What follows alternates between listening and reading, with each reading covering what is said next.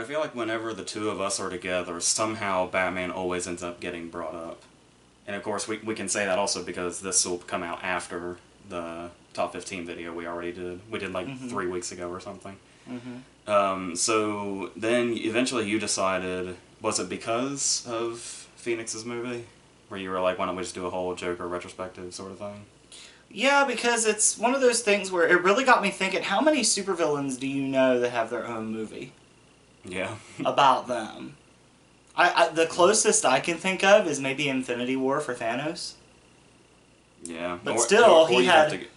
I mean, in Phoenix is in every single scene. As I say, you have to like go outside of comic books and say something like Split or something. Yeah. But then we were talking about just how like big in pop culture he is because this is initially going to be, and it'll probably be the name of the video even because I don't know what else to call it. But we were just going to kind of focus on the movies, like the theatrically released movies. But then it just kind of kept snowballing where it's like, well, if we're going to talk about that, you know, we'd be remiss if we didn't talk about like Under the Red Hood or the straight-to-video ones. And then it's like that kept snowballing to, well, you were like, well, we might as well mention him at least a little bit in the video games, and it's like, well, we might as well, and then it just kind of, so pretty much just whatever comes up is going to come up. But we're going to try to organize it just a little bit and kind of talk about like the individual like live-action performances. Not so much the movies, because we've talked about them to death, but just strictly the performances and how those movies portray the character and the differences between all the other ones. And then we'll go into some of the... We'll just kind of talk about the animated ones kind of in a clump, whether it be the theatrically released ones like Mask of the Phantasm and Lego, or stuff like Under the Red Hood and The Dark Knight Returns and stuff like that. The Killing Joke, which we saw in theaters, but I don't know if it's technically a theatrical release, unless it was like an event screening, but whatever. So, anything to say in regards to why you think the character is so appealing in general? Honestly, I can't figure it out.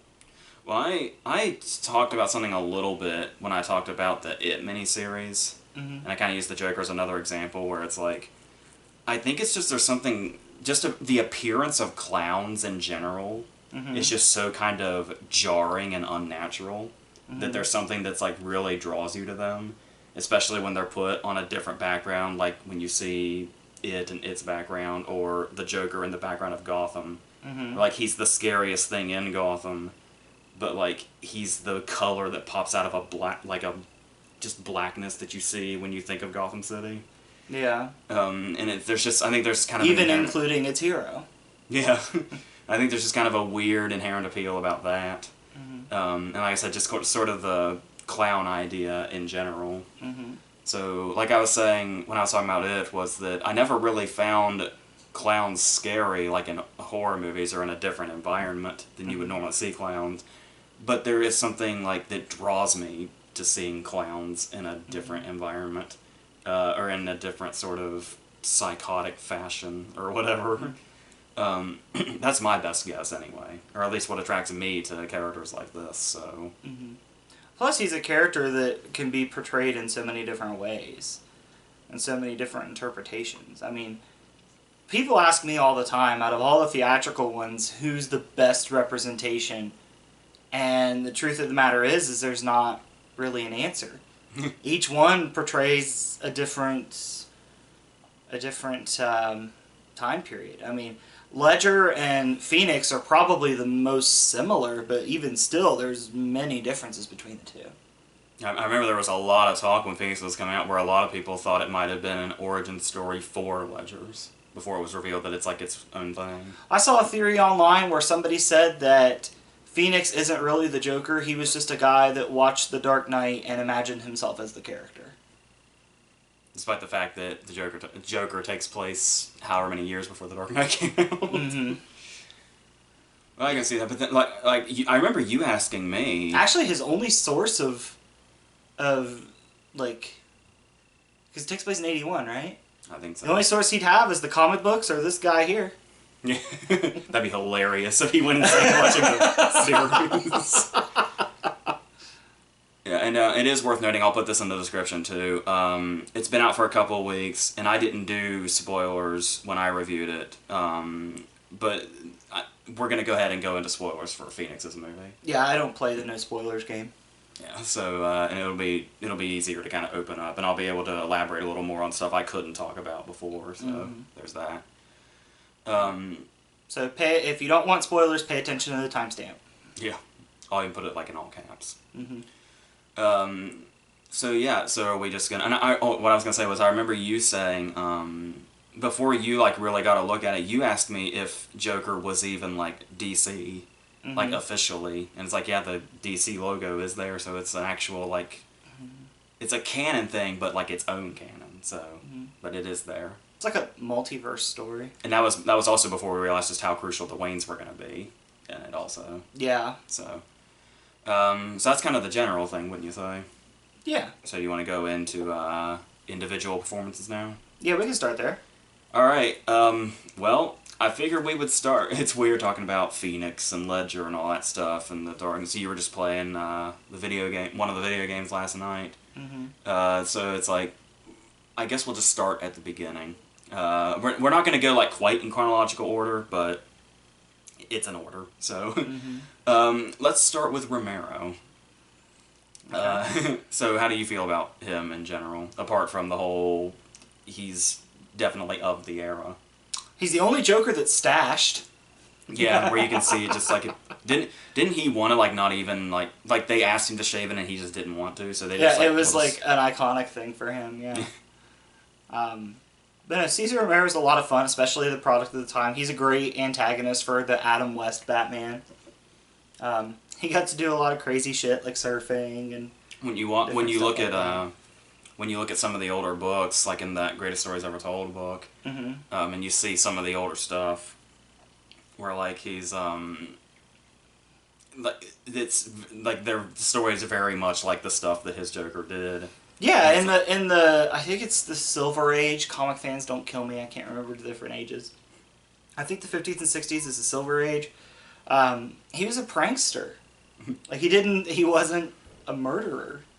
Yeah, because there was that whole story where it was like, what was it, like the blunders of history, and his plan was just to recreate those while he like robbed shit or something. Yeah, yeah. Did you see the boner story in there? I was trying to. I think that's the one I'm talking about, and it's like I was so immature reading that because I laughed like every time. Cause I was like, the more they said it, the more I was like, they know what they're doing. They definitely know what they're doing. Hopefully you can't hear whoever's doing that outside too well. But the other thing also is what I find really interesting about his Joker when you compare it to like the anarchist that the others are, is especially when you watch the '66 movie, this one.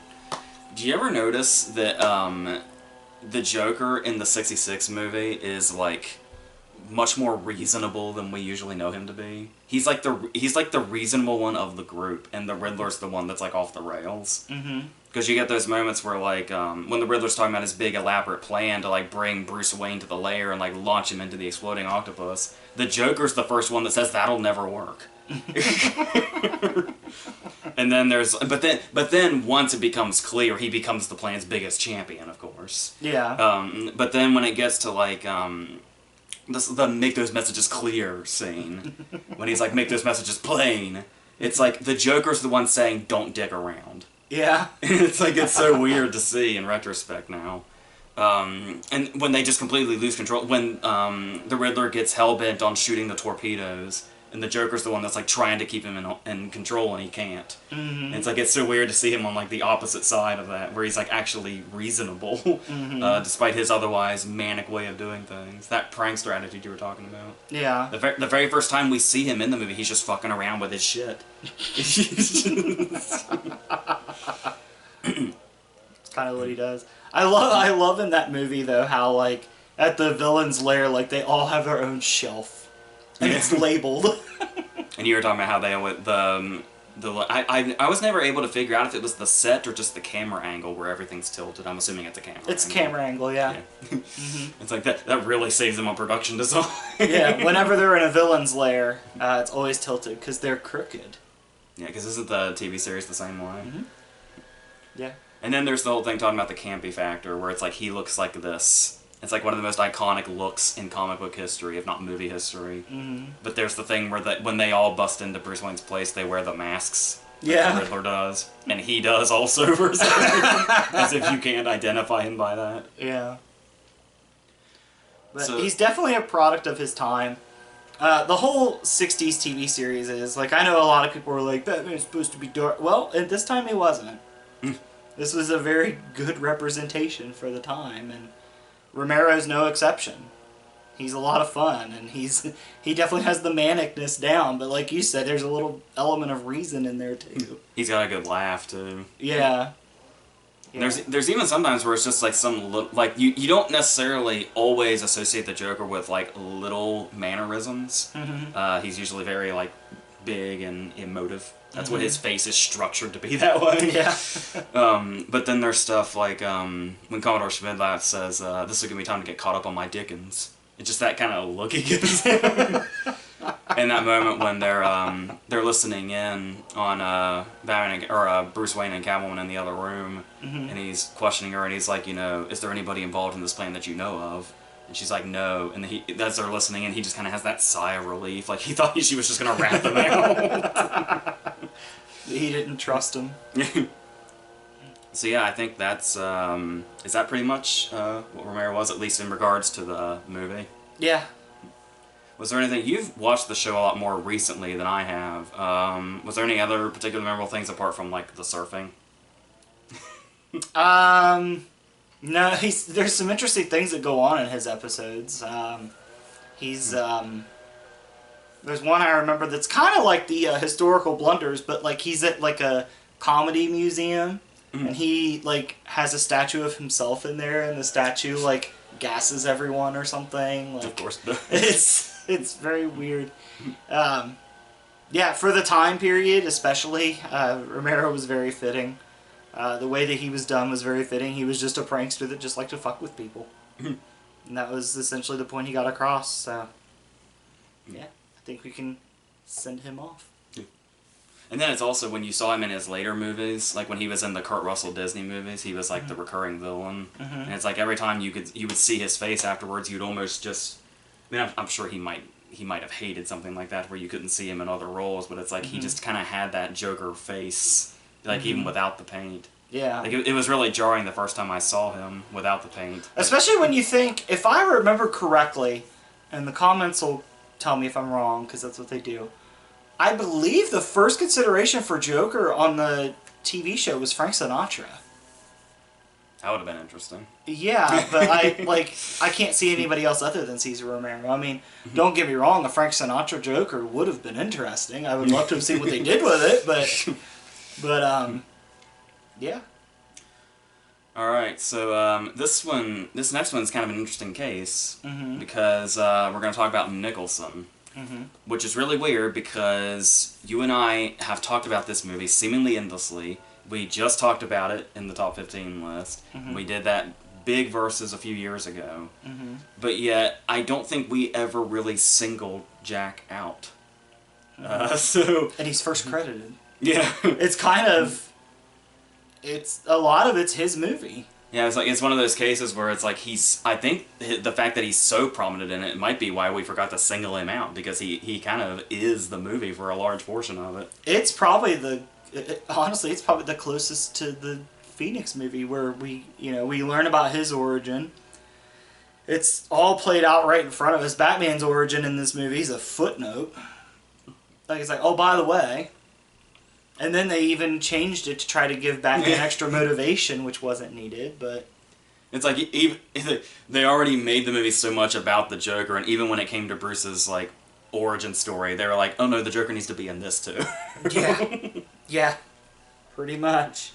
But the thing I notice whenever I watch it back is, it's like, because you think about how, because I know like Kevin Smith made that comment once, it was pretty easy to make, where it's like, Tim Burton said he doesn't read comic book movies, and Kevin Smith was like, oh, that explains fucking Batman then.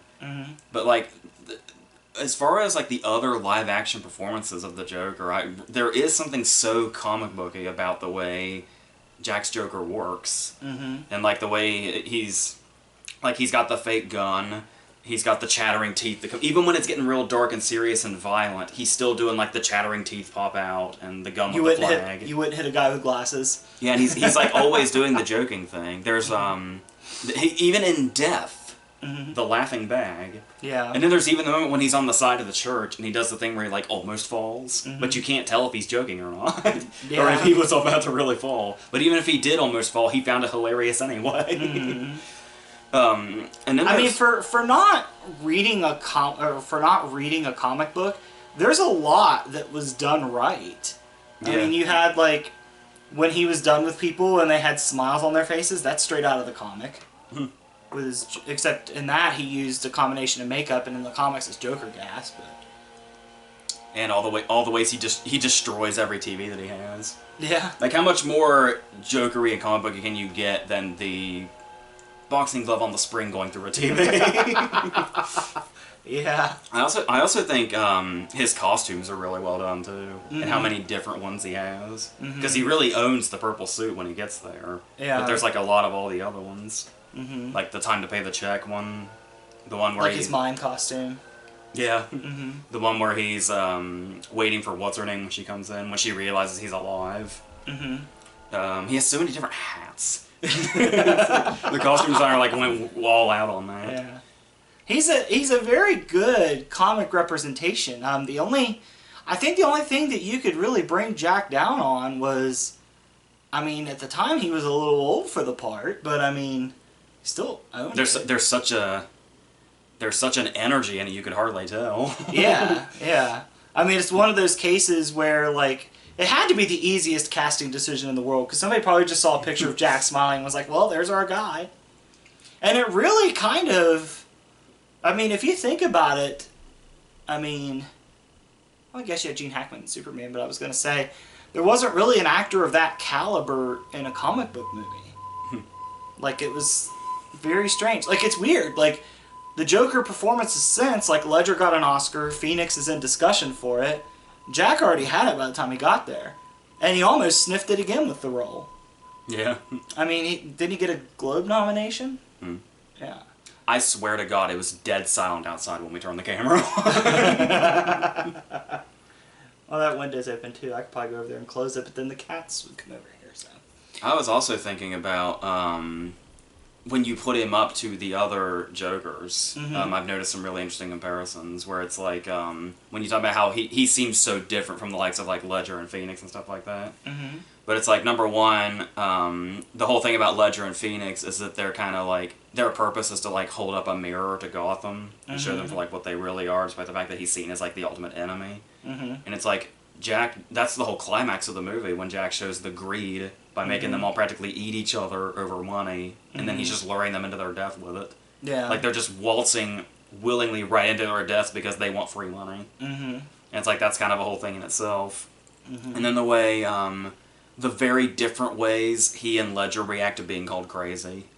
Yeah. Because there's the moment in The Dark Knight, when somebody in Gamble's crew says, "You're crazy," and he almost snaps and very seriously says, "I'm not." Like, he really doesn't see himself that way.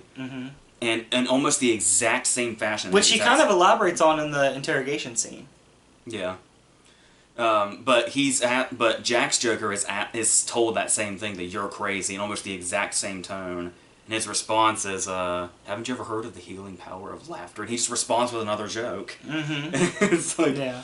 And I love, like, I know that, like, we're getting into gritty realism, but I just love the comic book callback that the Joker was going to get away at the church in a helicopter with his face on the side of it. Yeah. Even talking about the campy stuff, like the whole idea of the Prince soundtrack, is, over the top and silly as it might seem, the museum scene is legendary. Yeah. It really is. There's a lot going on. I like the touch that he uses flesh-colored makeup to cover himself. I think that's an interesting touch. I like that they made the smile like a permanent fixture. Yeah. Like, it's a very well done character, and after seeing Ledger and Phoenix and everything, I think it's forgotten sometimes just how great that version is. He's even got the boutonniere with acid in it. Mm-hmm. He's got like every detail. Yeah, he's definitely stepped right out of the comic books. And talking about the makeup, that also gives him the moment to do the when for whatever reason he fucking joy buzzes someone. Yeah, to death. Yeah. I love even his facial expressions, like when he's like imagining himself having a conversation with Antoine after he's been burned to death, and when he walks behind him, he's like making those faces, like he's hearing something. Yeah, I think it really, I think there's, Ledger's great, Phoenix is great, but there's so much gold there that's been forgotten. Yeah. Through time, and that's why a lot of people still find it like they're like, really, Jack's still my favorite one, just for all that stuff. Yeah, because people can have their criticisms about how not Batman focused it is, and how there are like long stretches where the Joker's in almost every scene. Mm-hmm. But it's like, for you, I'm sure people may find their breaking point, but for you specifically, can you think of a time where he wears out his welcome? No, it's fun as hell when he's there. Yeah, because a scene never comes around, and that was something that had to dawn on us, that he's in it that much. And I think that's a testament to the character too, because in The Dark Knight, you spend most of the movie just waiting for Ledger to come back. Like, he leaves and you want him to come back. When we rewatched Suicide Squad yesterday, the only time you had something nice to say was when Leto was on the screen. We'll get to, before you freak out about him saying that, remember, we're going to get to that. Mm-hmm. So, don't jump the gun yet. And Phoenix, I mean, Phoenix is in the whole movie. We don't really get a chance to miss him. But at the same time, you don't miss him, but you know where the character's going, and your appetite is whetted to get there. You want him to get to the scene where we saw on all the posters and everything, where he only jokers around the last 10 minutes, but the whole time you're anticipating it. Well, it's so great, which is what makes it fly by, that you don't even realize it's actually closer to like the last 25 minutes. But it just feels like it happens so quickly because once he gets in the makeup and the suit, like, it just feels like there's not enough time for this to play out. Yeah, and going back to what you were saying about Ledger, I remember when it first came out and the reviews were coming out about Ledger's performance, a lot of people referred to him as like, they were comparing him to the shark in Jaws. Mm-hmm. Where it's like, you know he's out there somewhere and you just kind of you have a thirst for those scenes to come back. Mm-hmm. And then when he does, it's like in particular the scene where, is this our transition into Ledger? Yeah, it can be. I wanted to talk about Bob a little bit, but okay. I'm going to Bob. Ledger's going to get his... there's not much to say about Bob. I just love the contrast of Bob as his henchman. Like, especially the scene where he tells him he's his number one guy, and Bob literally just sunglasses on and then walks out. Like, and the Joker's like mowing these people down throughout the movie, whether it be through gas or bullets or whatever. Mm-hmm. All these different techniques, frying Antoine. And then it's like when he shoots Bob, it's, I'm going to need a moment, boys. Yeah, he has to take time for it. I mean, even if it was like 5 seconds. It's like with it's like in Infinity War when you and I talked, like all the death and destruction that's happened. And when Thanos finds out Ebony Maw is dead, then he's like, this is a tragic day. Like, I also love like when the Joker gets off the parade float and the henchman literally bends down so he can step on him to get off. Yeah, there's no attention drawn to that there's either. Not. It just happens. is. It's just the way they function. It is. So I think Nicholson's kind of underappreciated these days. Go back and give it a look. It's a lot of fun. It's part of the reason that my movie's that's the number 3 movie on my list, is because it's really fun. I mean, yeah, you don't get a lot of Batman, but I mean, look at Burton. Who's Burton going to be more interested in? Who are the villains? I mean, Batman Returns kind of operated the same way. I think Michael Keaton, I think I read somewhere that between the 2 movies, Michael Keaton spends less than an hour Batmaning between both movies. So... That's one of those things where the more you think about it, the more that probably is right. Mm-hmm. Yeah, because in Batman Returns, he's gone for a long time. Yeah, he's also Bruce Wayne a lot in Returns. Yeah. But, I mean, it's a more intimate relationship with... We've already talked about that. We can move forward over to Mr. Ledger. So Ledger kind of shook the world. I was one of those people that when he was picked as the Joker, I was like, ugh, I don't know. But I didn't really know a lot about him, to be fair. Of course, I ran around with the people that were like, "Oh, the gay cowboy!" Yeah, well, now the gay cowboys are the Joker and Mysterio, so take with that what you will. Yeah. You know, Ledger just brings his own flair to it, you know. My wife said yesterday, when we were coming back here, she said, I really liked Joaquin Phoenix, but Ledger is the Joker to her. Yeah. It's generational. It's a once-in-a-generation performance for a comic book villain that, you know... Which also it was kind of a perfect storm. Yeah, because we joke about the Hot Topic crowd for Leto's, but I mean, it's technically a generational thing. Yeah. Because there are... I mean, you mostly hear the criticism, but there are people that, like, worship that interpretation of the Joker. And look, before you get to Phoenix, taking Phoenix out of the equation, look how many years pass between the time the character's portrayed. You have from 89 to 2008 to 2016? And 2019. Yeah. But so Phoenix came out and did it again, but a lot of people were unhappy with Leto, so they were fine with it. But a lot of times, and before 89 it was 66. So, I mean, it's a character that's... You have to know what you're doing. And that's we're talking strictly live action. Before people think we're snubbing Hamill, we would never snub Hamill. No, Hamill will get his due, because Hamill's a lot of fun. We'll get to him,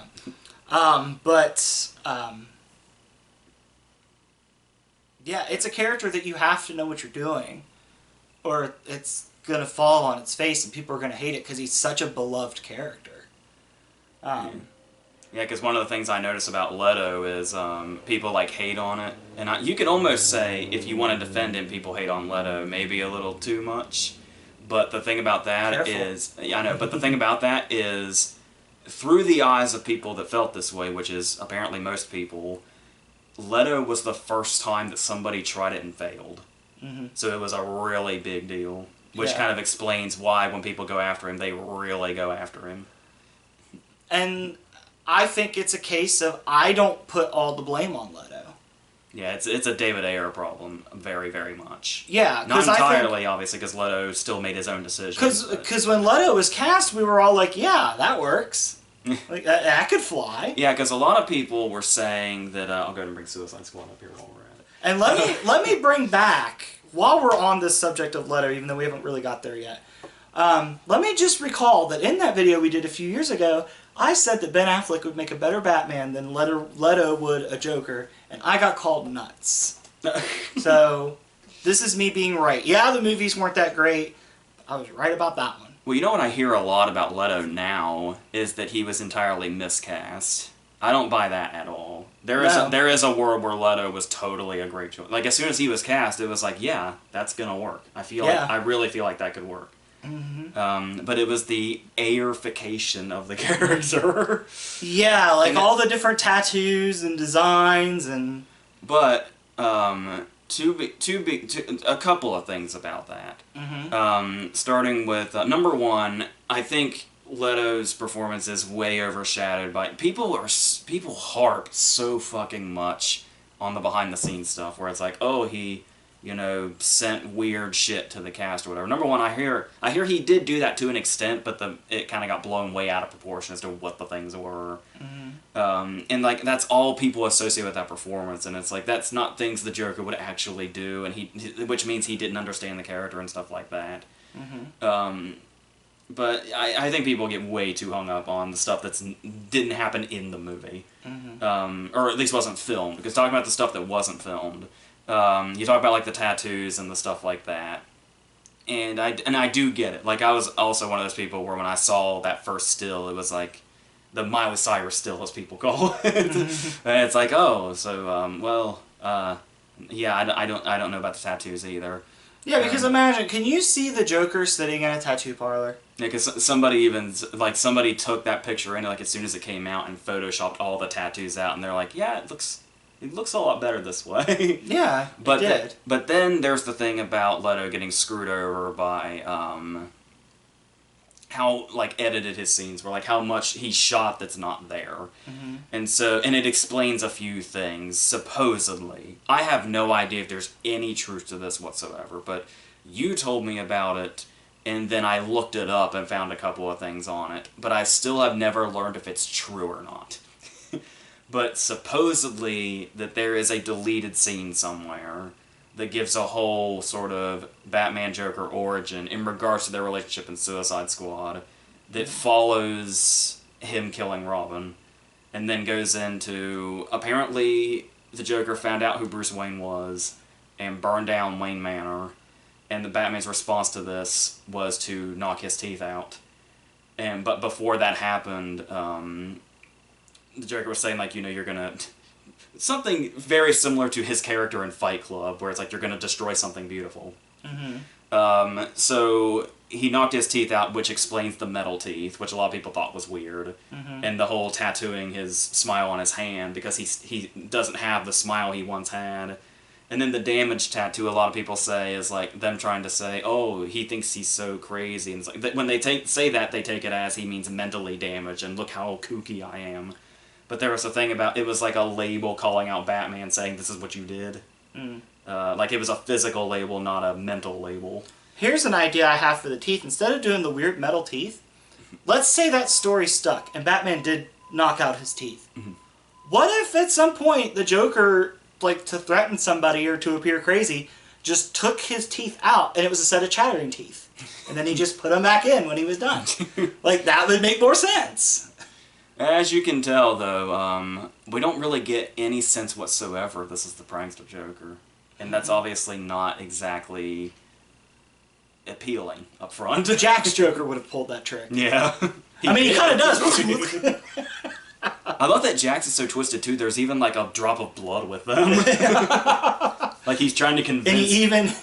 You can tell I'm a wrestling fan, by the way I say this. He keeps selling the injury. And then, like, when Batman's like, what the fuck is this? That's when he, like, makes his move and almost breaks his hand. Like, I love that, too. Like, I love the fact that Jack's Joker's not a match physically for him. Like, he tries to get in some offense and nearly breaks his fucking hand. Yeah. So I can see, to go back to Ledger, who we kind of left behind, mm-hmm. Is that I can see, we're also, we've talked about Ledger so much, like, mm-hmm. we didn't overlook him the way we overlooked Jack, so, mm-hmm. But the thing about that is, that's also where Leto had a huge problem, was, a lot of people don't like this interpretation at all, and that everything about that is totally... justified. Like I was telling you yesterday, my wife was watching Suicide Squad with us, and my wife likes Suicide Squad. She's one of the few out there that does. And we had just watched Joaquin Phoenix's Joker a couple days ago, and she loves Jared Leto. She's a huge Jared Leto fan. She likes Suicide Squad. Anytime Jared Leto was on screen, she was just like, I don't like this. This doesn't feel right. My wife's not a comic fan. Even she was like, something's off about this.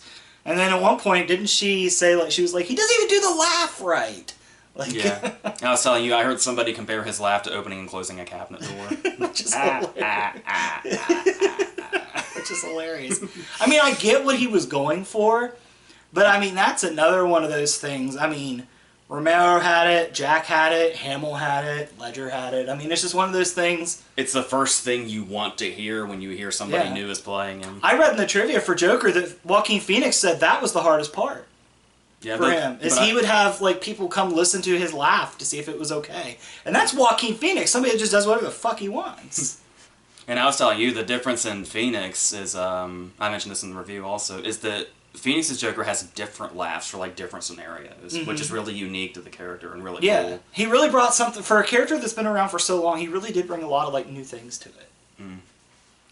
But the thing is like, so you've got what Phoenix did, and Phoenix is just an actor where like it was just one of those things where when you heard he was playing the character, it's like, I feel like this isn't going to happen. This will be one of those what ifs forever. Yeah, he's going to drop out right before. He's going to get a script, read it, say it sucks, and he's going to be gone. But then you think, like, if he's going to do it, mm-hmm. it's going to have to be something amazing, because he wouldn't do it otherwise. He's very picky. Yeah, and then it's because he was doing an interview with Peter Travers recently, and you know how he's been with Rooney Mara for a few years now, mm-hmm. And he was telling Peter Travers, he was like, so during that first, apparently I wanted to do it more than I even realized. Because he said he had his meeting with Todd Phillips, and they talked about it. And then he said he could swear, in his mind, up and down, he was going, I don't know about this. It's like, I'll have to, you know, think about it a little more and look into it a little more. And then I guess shortly after the movie came out, Rooney Mara told him, if you had seen yourself the very first meeting, we all knew you were going to do it. It's like, you may say you were unsure, but we, looking at you on the outside, knew you were going to do it after that first meeting. So you look at an actor like Phoenix in a role that is like, it's just one of those, especially after you watch the movie, it's like, was that ever going to fail? Was Joaquin Phoenix as the Joker ever going to fail? I mean, I know... You have to be careful with that question, because when Suicide Squad was announced, how many of us said Jared Leto can't fail as the Joker?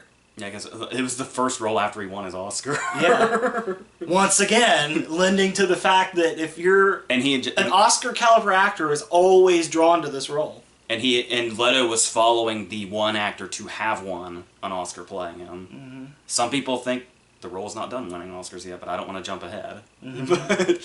But the thing here also is that Leto, talking about the criticism of him, it is already justified enough that people just don't like the portrayal at all. Any aspect of it. It also doesn't help at all that he is now between Ledger and Phoenix. Yeah. It's only going to get worse with time, unfortunately. There is one thing I like with Leto. And it's not even something really that Leto does. I'm sorry, I like some of his costumes. Yeah. Like his big purple coat that he's showing on the back here. I like that. Yeah, that's one of those things where it's like the purple coat with like the no shirt underneath, where it's one of those things where you're like, oh, they're trying really hard to make him seem like updated and like in the now and all that. But I mean, it's really not a bad look at all. And like there is a performance somewhere that could make that work. Yeah. But you associate it with what Leto's doing, and you're like, the whole thing doesn't work. But like there are aspects in here that totally could. Plus, I think another problem with Leto's is Ledger's was so grounded in reality that Leto just looked too over the top. Yeah, because Leto might have worked better had he followed Jack and not Heath Ledger. Yeah, because a lot of people think this is a bit heavy-handed, but it's also kind of true where it's like when you talk about post 9/11 movies, and it's like our post 9/11 Joker has the feel of a terrorist, and like that seems like it could be really heavy-handed, like extremely heavy-handed. But they did almost make it to where like he can be as over the top as he can be and do the Joker stuff, like the dressing up as the nurse and all that is something you could see right out of a comic book. And even for Leto's Joker, like we talked about it yesterday, his henchmen, like the whole henchman setup is fun because he has like his own Bob. Like so, there's stuff in there that could have worked. But the fact that you do have, like, because obviously, a lot of people, the one thing you can't say about Leto, and you really can't even say about Nicholson, and you certainly wouldn't say about Romero, unless maybe you're like a really, really small child that sees something out of context. The one word to describe Ledger's Joker that you never heard really attached to the Joker in the live-action movies yet was terrifying. Like, people found him genuinely scary. And that was another thing where you talk about how, that's where I was going with he can do comic booky type stuff, like dress up as a nurse and all that. But he never really... Have a truck that put the S in front of laughter to make slaughter. But he, like, never leaves the real world.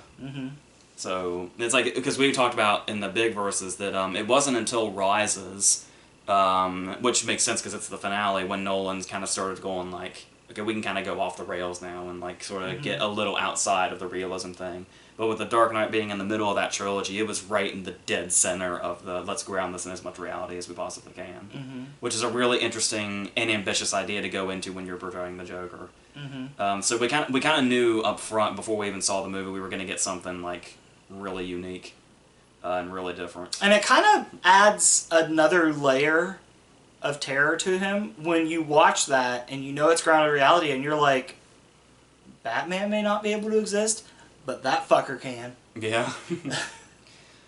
and long before this movie probably has at some point in one form or another. Especially with the whole theory that he's like a war veteran or something. Like, what all is there to that? They talk about like his knowledge of explosives. And the specific example that he uses with Harvey Dent, that a truckload of soldiers would get blown up and no one really cares. It's weirdly specific. Yeah, yeah. There's a I always associate it with a subreddit called Suspiciously Specific, and that's what I think of with his little truckload of soldiers story. And in the armored car chase, which is one of the best action scenes like ever, whenever he's handed a different weapon, it's just so natural in his hands. Yeah, he already knows how to use it. So yeah, so that's actually, like, I'm normally not much into fan theories, but that one, like, makes so much sense. And I like it that it's something that they don't even, like, hint at. And, like, the Ledger kind of the thing, it's obviously a comic book thing also we've seen throughout those, but Ledger's was kind of one of the first live-action version that, like, played with the idea of him having multiple backstories. Which is something I kind of felt like they brought into the Phoenix thing also, where it was, like, where the whole Thomas Wayne thing is so ambiguous, where you think they're going in one specific direction, but then it's like, oh, no, his mom could just be totally insane. Yeah, because I've seen people also say the truckload of soldier story, they say the explosion could be what caused the scars. Yeah. And he just that's why the story keeps changing. Yeah, because there's so many. And I like that the scars are the things that bring up his origin. Like, that's the thing he wants to explain. Yeah. And then the fact that there's so many different things that could be, and he just runs with all of them just to fuck with people. Yeah. Like, and I've also seen where people have said that there's probably some element of truth to the stories. He probably did have a wife that left him, and he probably had an abusive father. And just kind of rolled those into different stories. Because, I mean, let's face it, for him to end up the way he did, a lot of fucked up shit had to go down. Yeah. I mean... Yeah, because I kind of talked about, when I reviewed the new Joker, that when I talked about his sort of... When he finally gets to the end and becomes a full-on villain, like, you really feel for Arthur, like, at the start of the movie, especially when he's getting the shit beat out of him. Just all he wants to do is dance and twirl his sign, and they're just terrorizing him. But by the end, he has to become, like, a full-on, like, irredeemable villain. And I had said, and maybe some people thought I was getting a little ahead of myself, but I had said that the Joker has never really been a sympathetic character outside of, like, his origin story and the Killing Joke or whatever. But even so, whoever he was before being Joker, he's not anymore. When he's Joker, he is irredeemable. And so it's like, depending on what story you want to give him, it's, yeah. So like interestingly enough, I think the most successful way they've ever made the Joker sympathetic was in the Lego Batman movie. But we'll talk about the animated ones in a little bit. And now talking about that, going back to what you were saying about, I feel like I need to explain myself now, when you were talking about when we were watching Suicide Squad again last night, which we only did because you said you had never seen me watch Suicide Squad, and everything. What I always say is, oh, it makes you so angry. If you watch previous videos, like a most anticipated video we did back in 2016, and then when the movie came out, Suicide Squad is a movie I wanted to like so badly. Like, I anticipated it more than any other movie, like, in the past 5 years or so. And Leto was part of that, if I remember right. Yeah. But the thing about that is, I really, really want to like the movie still. So I keep trying. But every time I watch it, it gets worse, is the problem. Was watching it last night, was it a little bit worse than the time you watched it before that? Or is it starting to level off? You were actually trying to defend it more. I was the one trying to find the good in Leto. You were trying to find the good in everything else, and I think we were both failing, if we want to be honest. Because here are some of my defenses of Leto, and they haven't really changed from when I talked about the movie when it first came out. I still like the Common scene. I know people don't like the hunka hunka thing because he goes full Ace Ventura. I get it. I do. But I don't. Just trying to think of him as Ace Ventura. But I think the way I talked about it back then was he felt like a natural progression, because there was. Let me try and gather my thoughts from 3 years ago to see if they make any fucking sense. So let's say Romero happened, sure, but as far as like recent adaptations and going down the line, we'll start at Jack, where Jack is like a crime boss type. He kills Jack Palance. We got that whole plot going on, but he's also like got all the jokes going on. And he's like the perfect amount of campy, the perfect amount of crime boss. And then we're going down the line, we're getting into a darker era. So we've got, you know, Ledger, and like the darkest of the dark in regards to adaptations, but also something very realistic, like where he's not, you can't even necessarily call him a crime boss. He's just kind of got his own thing going on. And just happens to have people that'll do his bidding. Soldiers for him, if you will. Mm-hmm. And then it's like, it kind of felt like a natural progression to have one that was just like kind of a head thug of sorts, which is what Leto's is. Mm-hmm. And maybe they took that a little too, like they didn't do like what a head thug in Gotham City would look like. They took what like a 15-year-old would interpret a head thug in Gotham would look like, with like rings and shit. Mm-hmm. And it's like, I see what they were going for, and I think there is a universe where it could work. But it's just, I think there's with Batman and Joker, you also have to have, I mean, they're polar opposites, but they still kind of have to go together. And Leto and Ben Affleck's Batman don't really go together. I mean, the chase in Suicide Squad's a great scene. Yeah, like you said last night, that should have been our movie. Yeah, the whole Harley profile should have basically been, like, the whole Harley profile and the whole thing with Deadshot should have been 2 separate movies, and that's it. What if we just did a movie where just Harley and Deadshot teamed up for something, and just left everybody else out? But the thing about that also is, I get it, like with the whole, just the way, and it's like, it's so weird how many wrong things you can find in a performance that's so short. Because he's in it for like fucking 3 minutes. But it's like, there are things in there, like when the helicopter first shows up, and he's got like the black tux with the flower, and he's just firing the machine gun, there's something in there. And then he speaks. I got grape soda and a bearskin rug, whatever the fuck that is. I don't know what that is. Is that a Joker thing at all? I don't think it is. But also, is he like grape soda because he likes purple? Is that what Ayer was thinking? But there's still, I feel like there's the outline for something, and it's like, yeah, I can see where like, I honestly kind of like the scene where he's briefly interrogating Ike Barinholtz, and I feel like he could have done more with it if the scenes weren't so fucking cut to shit. Is that the one where he kisses the ring and his response is, "I could tell you almost meant it," or something like that? Yeah, which is a line that I like, but like they keep going that extra mile where like, I love the idea of the Joker sticking out a ring like he's a fucking mob boss, and then Ike Barinholtz kisses it, and then he says, "I can tell you meant that." And it's like, that's funny in itself, but they had to go that extra mile and have him straddle him. And I think that's where it loses people. That's one of those things where I could hear, like, Hamill's Joker saying that line. Yeah. But then he would move on to something else, like... Yeah, they start at something good, and then they just go that extra mile to where it's like, nah, just pull... I know, it's weird to watch a Joker performance and say, dude, pull back.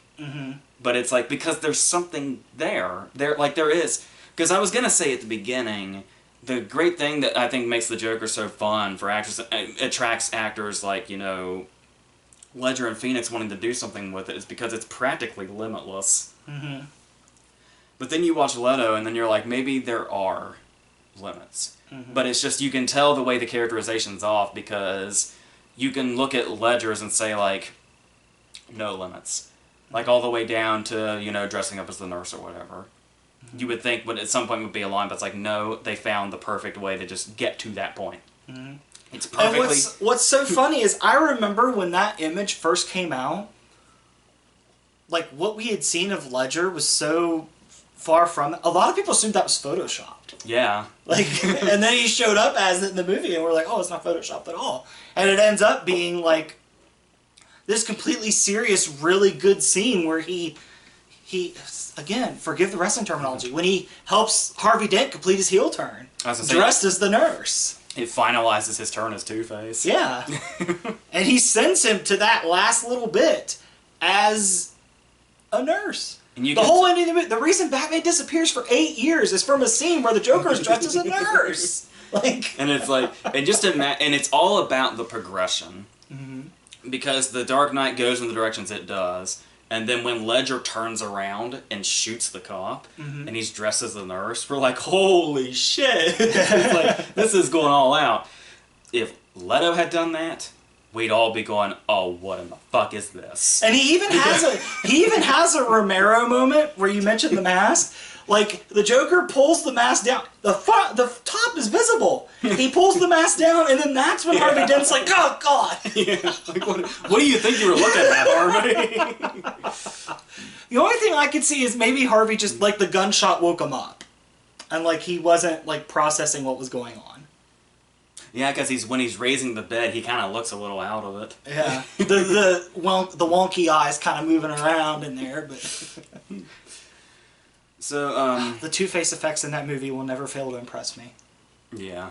Two-Face in that movie will never fail to impress me. I am freaking championing to this day that Aaron Eckhart is the most overlooked person in that movie. But we're not talking about him. Yeah, so as you can see, and as we talked about before, not too much organization here, but as long as we're getting our points across, I think we'll be okay. It kind of fits a Joker plot, honestly. We're just like all over the place, all haphazard and shit. So this is the live action. We'll probably do it the same way with the animated ones, just bounce around. Mm-hmm. So, Lego Batman movie's hilarious. Well, we'll get to that, but what I think I need you to do, I just got to make sure there's nothing else I want to say.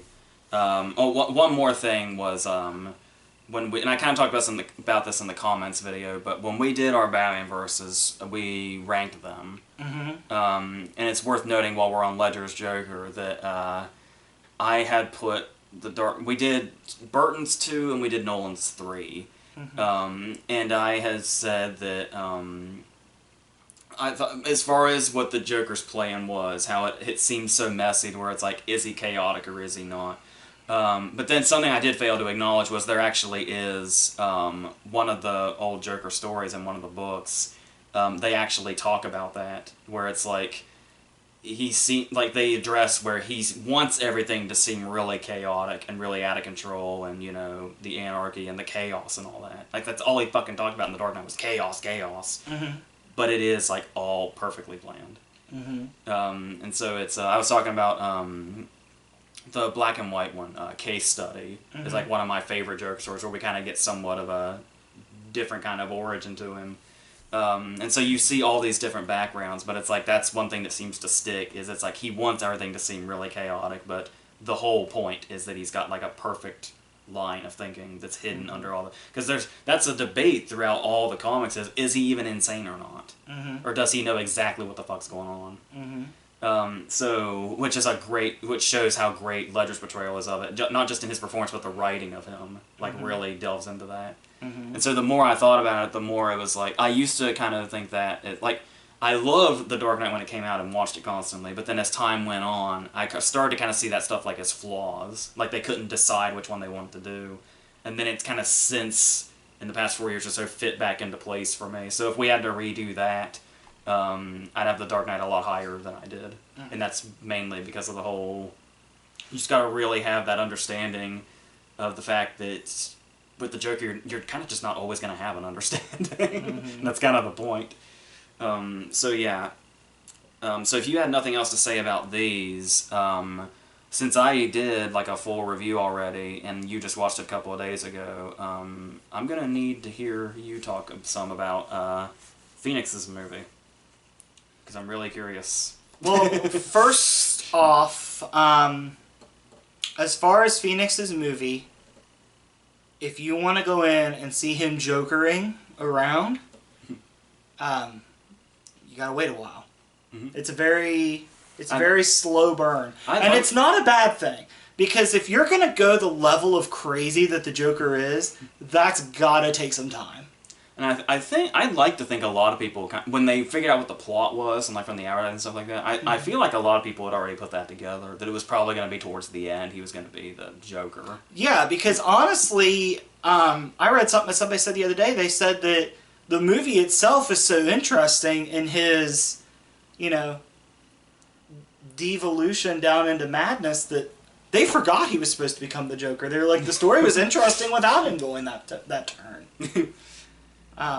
But it adds so much to it when he gets there. it's well worth the wait to get to the last 25 minutes. The dancing on the stairs is fantastic. He really gets it. Like, and the way that he exits reality to tap into the Joker and how it changes his personality. He becomes more confident. He becomes, more resentful. Like,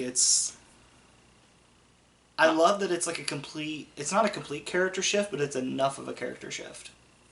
About him dancing on the steps, I actually read a really interesting theory the other day. I don't know if it's anything Todd Phillips has confirmed, but it was weird how much sense it made. Because when you see that as the advertising, a lot of people were like, found it really jarring that when you see the scene where he dances down the steps, it's Rock and Roll Part 2. And people were like, I thought it was going to be like a classical piece or something. And that's just really wild. And then it's like somebody gave like the perfect explanation of why it would be Rock and Roll Part 2. Which is? Because you got Gary Glitter. And I know a lot of people kind of got pissed about that because they're like, really, we're going to give Gary Glitter royalties from a movie that's going to be this big. But at the same time, it's like, because obviously Gary Glitter wasn't he like a pedophile or something? I'm not sure. Yeah, he's a criminal in some way. I'm pretty sure it's like pedophilia and stuff like that. I'm assuming. I hope I'm right. If I'm not, then I'm putting something bad on somebody. But they like Gary Glitter is like a really bad dude apparently. And so but he comes from the glam rock era, where like you had stuff like Bowie doing like the Ziggy Stardust character and stuff like that, and the whole glam rock thing where like people who were known took on different personalities. And like different costumes and became different characters. Oh, I see where this is going. And then it's like, you see that's sort of that era in general, and then you add on the fact that Gary Glitter's like a really bad dude under a facade. It's like the Joker under his. Yeah. It's a criminal underneath.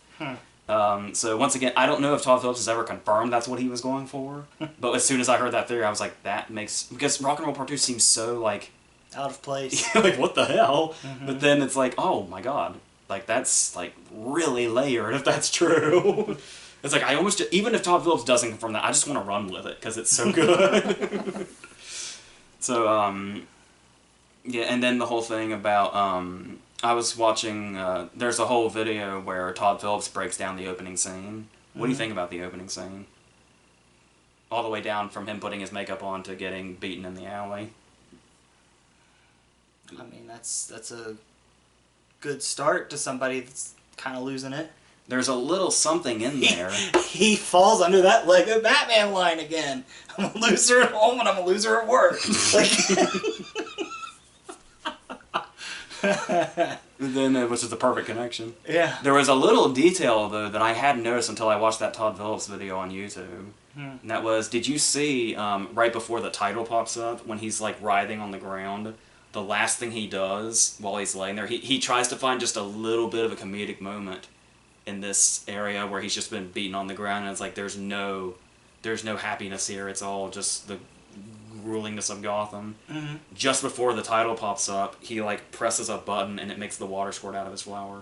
Did you notice that? Yeah. Because it doesn't even squirt out; it like dribbles out. Yeah. Just kind of show he's trying to find the comedy and trying to find that little bit of happiness, but it's still just falling to the ground.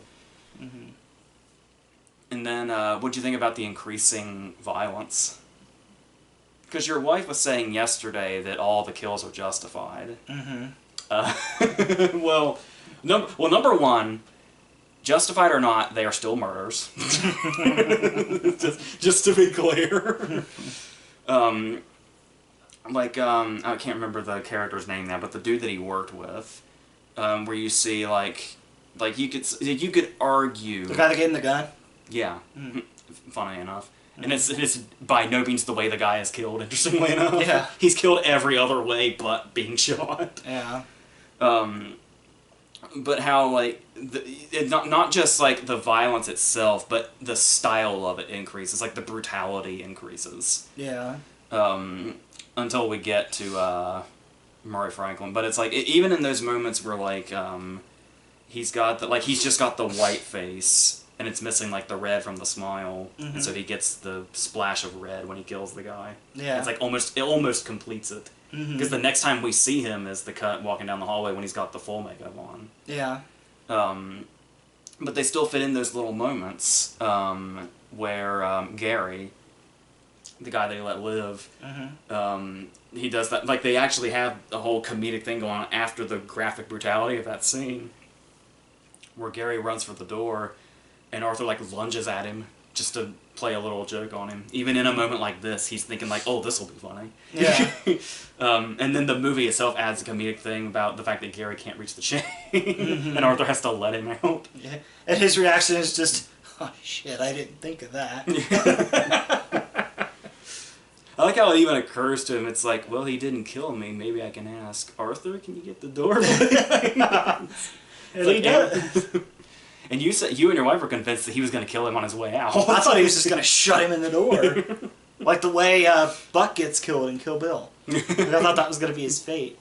And I love the little touch that, like, the Joker is always portrayed as having a very tasteless sense of humor. And Phoenix's Joker laughs at everything that nobody else does. Yeah, it really is a brilliant thing to have it be, like, his condition. Yeah.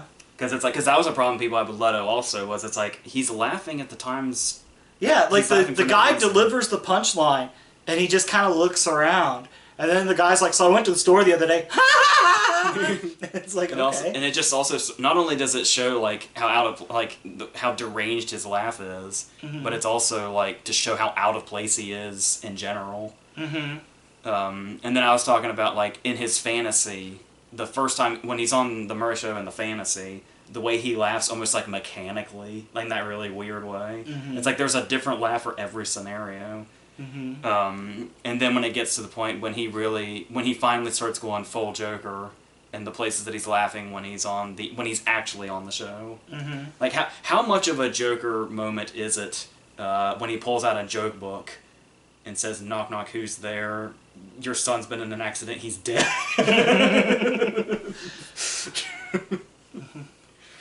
And then it's like, and the way it's like, as the scene builds and that laugh's kind of coming out, I saw people talking about how all of his laughs are involuntary because of his condition, but after he's killed Murray is the first time he laughs voluntarily.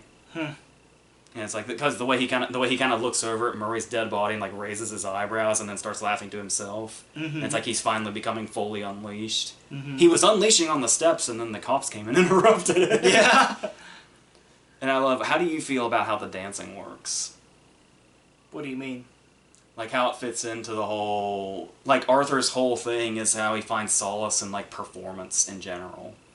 I think it makes sense. I mean, look how theatrical this motherfucker is. Like, it does kind of fit. And I love, like, the little instances in it. Like, it feels like something we would have seen any Joker do, which is a good thing. When he's in the subway station and all the cops are getting attacked, and we learn later they're in critical condition, and he, like, whips the mask off and, like, dances to taunt them before he walks away. Yeah. Just the whole idea of him being as thin as he is, like, the fluid way that he moves is so, like, it looks like somebody drew him. Yeah. Phoenix mentioned something about that in an interview too, because they asked him about the weight loss. I said he lost 52 pounds to play the role, and he said, my body moved in ways I didn't know it could move. He said, I felt so fluid, and, like, he's like, I had so much energy. It's like, even when he's doing the slow-mo walk, when he's walking away from the subway, and it's like, there's just something about the way he moves that is just so, like, you can't imitate that. And I like how, like, you notice after he starts, like, transforming into the Joker, his posture even changes. Yeah. Like, he's so much of a huncher when he's walking around in his loser mode. And then, like, as Joker, he walks, like, with his back straight and has, like, a swagger to him. Yeah. I think it's also, like, 'cause just as Arthur in general, he's just, like, he kind of walks around with this shame of himself. And the Joker just really brings him to life in a way. And it's also, like, kind of, you know, you could say it's character development 101, but it's the way Phoenix makes it work and makes it so grand, and how he changes from one to the other. And even, I especially, like, the shorter it is, too, the more effective I think it is. One of my favorite moments in the entire movie is a fraction of a second long. It's right after he kills Murray, then the whole studio flees, and then he starts laughing, he stands up and he shoots him again, and he tosses the gun down, and he just does this little thing, and that's all it is. Like, it looks like he's about to break into a whole thing, and then he gets the idea to, I'm gonna go talk to the camera. Yeah. So it's just like one brief little move before he goes and does the next thing. It's like it's like he can't contain how much life it's bringing out of him. It's like all this life that was pushed down, and like the second he kills De Niro, it's just coming out to where he can't even control it. And then we talked about how some people miss when you see all the different monitors. Not many people catch him actually being captured. Like, it seems like he's talking to the camera and then just cuts he's in a police car. But there's one monitor where he's doing the "that's life" thing, and you see him get tackled out of the frame. Which is another very Joker thing that would happen. He would want to go to the camera to use the catchphrase of the person he killed. And he gets cut off by the police standby thing. It's like even the police standby screen brings happy music to the murder that just took place. Could you tell the direction that scene was going? What do you mean? About killing De Niro? Especially with the misdirection. Because obviously you saw like headlines where it's like Phoenix said he would potentially consider coming back. So you probably knew he wasn't going to actually kill himself. He still could have tried. Yeah, but like in the way they kind of brought up, like, he was setting up that whole thing, and it's this whole misdirection where it's like, he's going to say this particular thing and then do it, and then he goes out there and he doesn't say that thing, but you know he's got the gun on him. Well, not only that, but I mean, it's still like a misdirection. Like, you could say, like, you know, oh, he's going to shoot himself, and that's how his mouth's going to end up fucked up. Nope, just blows De Niro away. Yeah, he could have pulled a Norton in Fight Club. Yeah. It's like, it doesn't have to kill you. But no, he just takes out De Niro. And it's so sudden. Yeah. Like, whenever he does act on his violent tendencies, it's so sudden. There's never any build-up. Like, he doesn't point the gun at De Niro and say anything. He doesn't pull it out slowly. It's just, pow, done. Yeah, because you're not really kind of expecting how the phrase, "what do you get?" ties in. Because you just have it strictly in your mind, it's the setup to a joke. And then he says, "You get what you fucking deserve." And it's like, holy shit. So yeah, that whole talk show scene has got to be like one of the... Would you say one of the best live-action Joker scenes ever? It's pretty good. It is pretty good. I wish it was longer. Yeah. It's so good. But at the same time, if it was longer, it would have a chance of overstaying its welcome. Yeah. And you know what I really love in that scene? The fucking score. Yeah. It's like where you can tell whatever's going to happen is about to happen, but even though the score is getting you closer and closer, you're still never quite sure what it is. Like what's going to happen when we get to that moment the score is so obviously building to. And that's great too. So I love how they tie in the death of the Waynes. Yeah, a lot of people think it's a bit too much to show the Wayne's deaths again, but I think that's one of those things where I've never people complain about it, I've never really seen the problem. To me, I could see the complaint, but at the same time, Thomas Wayne's an asshole in this movie, and you want to see him get his comeuppance. I mean, the story's already there. Because a lot of people say, and I get this to an extent. A lot of people said it would have been enough if it ended with us seeing the guy follow the Waynes down the alley, and we just put it together. But then the tie-in... I thought that was what was going to happen. Yeah, I didn't think we were going to see him get shot. It may be a bit on the nose and maybe a bit too blatant, but I kind of like the fact that it makes us feel like the Joker has much more of a responsibility for that the guy says the "you get what you fucking deserve" line when he does it. So it's like it kind of... I know some people don't necessarily... Like, it's too much if it's driven home too much, but it just worked for me. So, and I'll be the first person to call something out if it seems like too much. And I've seen where some people say that, like... I saw a theory where somebody was like... They were talking about, oh, so now the Joker's going to walk around thinking he's Thomas Wayne's son and all that. And they were worried about what direction that was going to go in for, like, a potential hypothetical future for the character. What if he just lost his memory in the car crash? That's possible. I mean, he had a pretty big head injury. I was trying to remember what kind of dialogue went on in the end scene. The thing that really sticks out to me to the end scene, I was telling you, I just feel like it's one of the most Joker things I've ever seen. That last shot is like probably one of my favorite shots of the year, when everything is white and he's just walking down the hallway, and then you start to realize He's the bloody footprints. And then the last shot is him being chased around the hallways by orderlies. Yeah. I also like the, I think it's the last thing he says to the therapist when he starts laughing, and she's like, what did you think? Or why are you laughing? And he says it's a joke, and she's like, what's the joke? And he just says, you wouldn't get it. It's a great last line to the movie. Yeah, it is.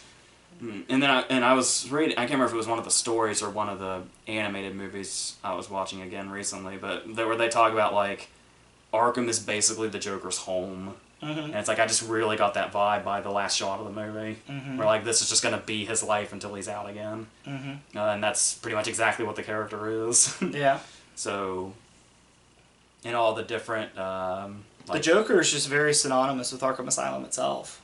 Yeah, and how there just has to be a revolving door of employees because he either drives them insane or kills them. Yeah.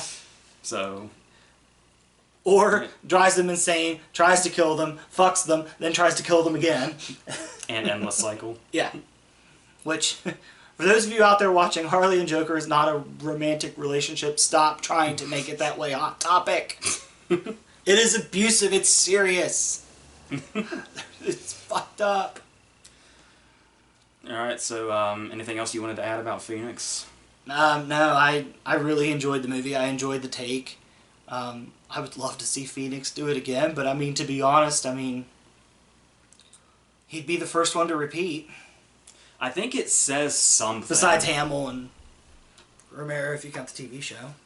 Given the way he is about his projects, I think it says something. Not necessarily about anything that's going to actually happen, but how much he really appreciated being able to play the character and in the way that he wanted to, that he said that he would consider another one. Yeah. I would love to see a full movie of him being that way.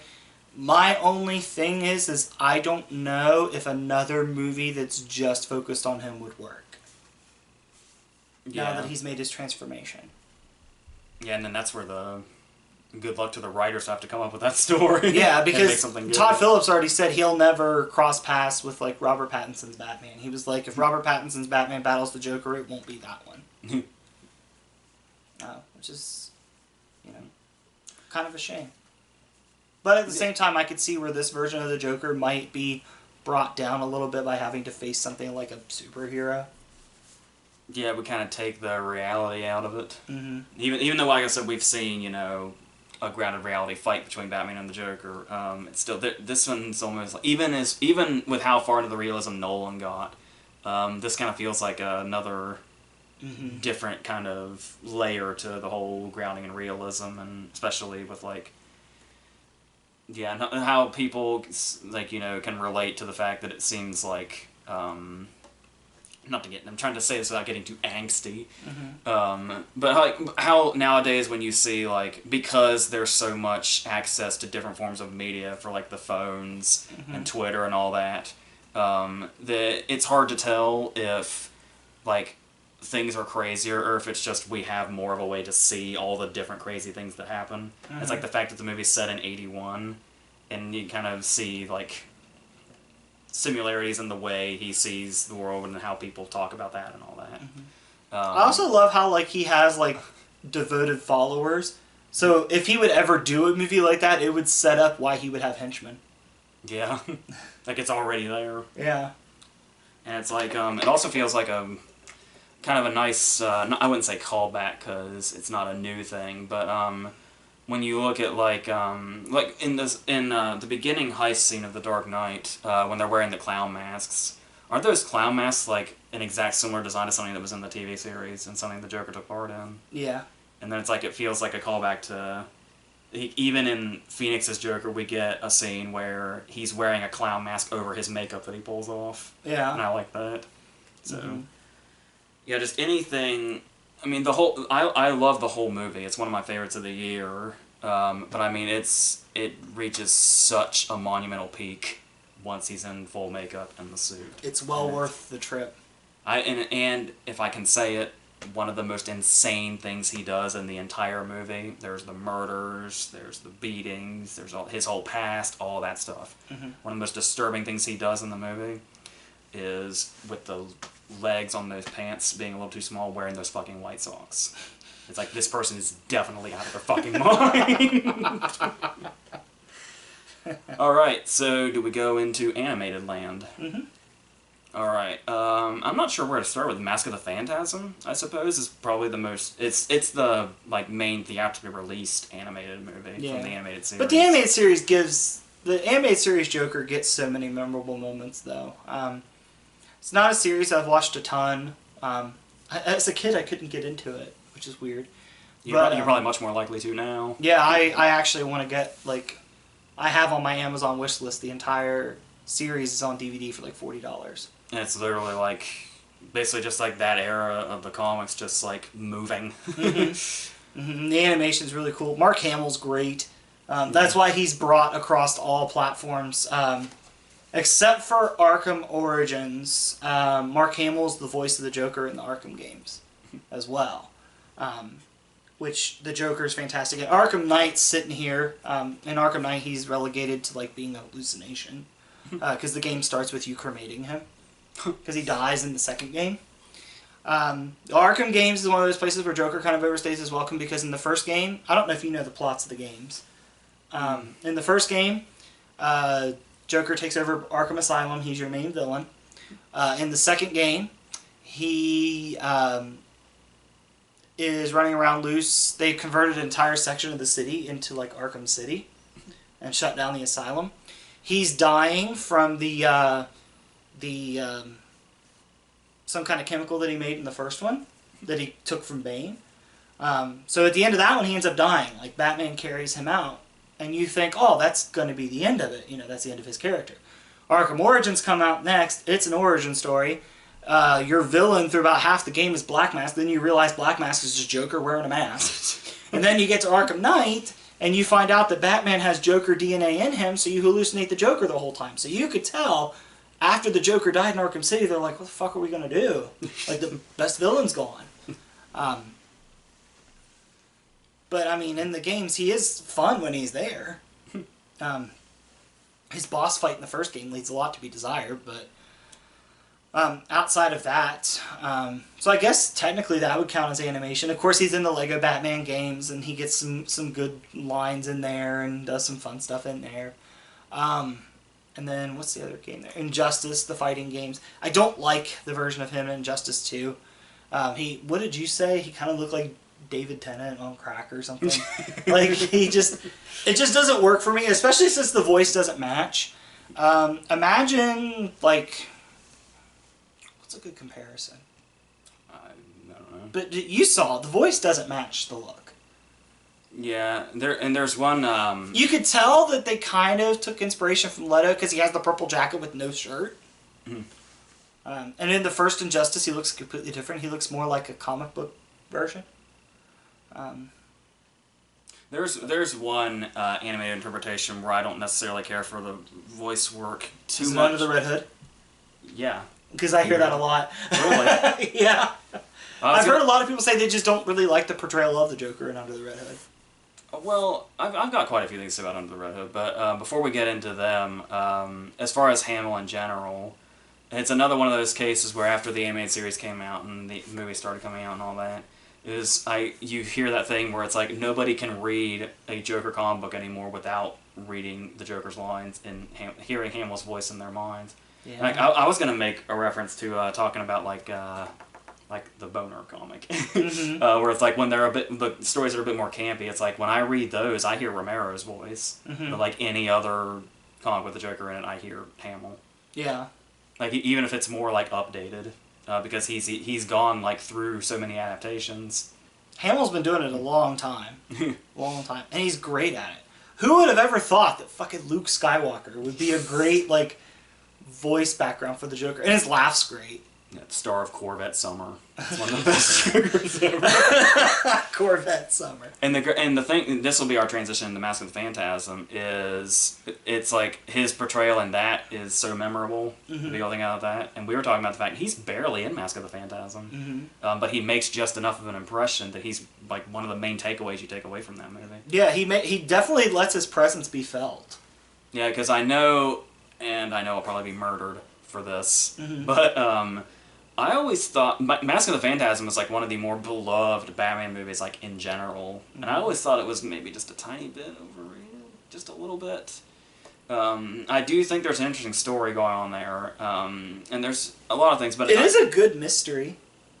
Yeah, but it also is pretty easy to figure out who who's on. Yeah, I had it pegged within 10 minutes, but I mean, if you're like 8 years old, it's a good mystery. Oh, but also since we're talking specifically about the Joker's portrayal, I like the fact that he's the first one to figure it out. Mm-hmm. And it's like he just casually knows. Mm-hmm. It's for him. It's not even a challenge. Yeah. And then there's the whole thing where it's like everybody's saying like, oh yeah, it's Batman. You know, it's definitely Batman. And Joker's the first one to say it's not Batman. It's like because he knows him that well by that point. And it's funny because in Return of the Joker, which is one that we watched last night, it really plays on that because the one thing, like he keeps getting angrier and angrier at Terry McGinnis. And the thing that finally sets him off is when Terry McGinnis is like, I thought you wanted to make Batman laugh. And he goes, you're not Batman. It pisses him off. He's insulted by it. He's like, that's not who this is. And it's interesting. I could see the other I could see Heath Ledger's Joker seeing anything less than the real Batman being an insult. Yeah. You know, it's a very interesting... Like, the animated series has so many... It's even unique in its own way. Like going back to Return of the Joker, he finds out Batman's identity. He could give a shit. Like, he drops the Bruce one time, and then it's back to business as usual. He calls him Batman the rest of the time. Like, he doesn't care. Like, he's like, I know who you are, ha-ha, anyway. I also like that moment in Mask of the Phantasm where it just kind of says everything about him when, like, his laugh, it's the timing, but his laugh almost seems to conjure a storm. It's like storms just form when he laughs. But there's nothing that seems to, like, you know, campy or silly about it, because he's so threatening, even in animated form, especially animated form, because he's less limited. Yeah. And I mean, look at the, like in the comics, he kills Robin, which was considered, you know, really bad at the time. But in Return of the Joker, look what he fucking did to Tim Drake. Yeah. Like you actually get to see him kill Robin in Under the Red Hood. That's how the movie starts. Yeah. And it's crazy. I haven't seen Under the Red Hood in a long time, but I have seen it. But yeah, for animated, like, they take him some dark places in the animated stuff, too. Like, they don't hold back. Yeah, you were mentioning it. Do you want to go more into Return of the Joker since we just rewatched it? Yeah, I mean, there's not much to say. Well, I know I think the most interesting part of Return of the Joker is the story that Commissioner Gordon tells where we go back in time. The flashback, yeah. Yeah, that's the most interesting part. Because it's almost kind of a letdown when we get to the end. And this is basically the Joker equivalent of Friday the 13th Part 5. Yeah. Where it's like, if you're unaware, this will make sense. In Friday the 13th Part 4, they kill Jason. And then Friday the 13th Part 5, he seems to reappear and he's killing people throughout the movie. But when they take his mask off at the end, it's just a dude pretending to be him. And that's all it was the whole time. But it is a little different because they do the consciousness and the genes and all that. So it's like he's kind of technically the Joker. But obviously he's mostly, so. Yeah. but still. So we're gonna spoil Joaquin Phoenix's Joker, but Return of the Joker, no spoilers. It's only 19 years old. Yeah. But the flashback's the most interesting part. But it really definitely, like, goes pretty dark. Yeah, especially with the way he portrays it through, like, home movies. He's, like, doing, like, the cook thing and all that. And tries to make it almost seems as normal as possible. And then it's like, oh, this is, like, he's pretty much a child, isn't he? That's being, like, morphed into, like, a Joker clone. And it's like, as soon as you see his face, it's, like, terrifying. Yeah, because he first, like, leans up and smiles. You just see the smile, like, the eyes, and everything else is black. And then when we see that he's actually really gotten to Batman in a way he never has before, and Joker's response is to say, like, oh, this is all because you missed your mommy and daddy, and it's like, it'd be funny if it wasn't so pathetic. Oh, fuck it, I'll laugh anyway. And then it's, And yeah, like you were talking about with the "you're not Batman" thing, it's like when he's being laughed at by someone who isn't Batman at the end is like what drives him to his breaking point. Yeah.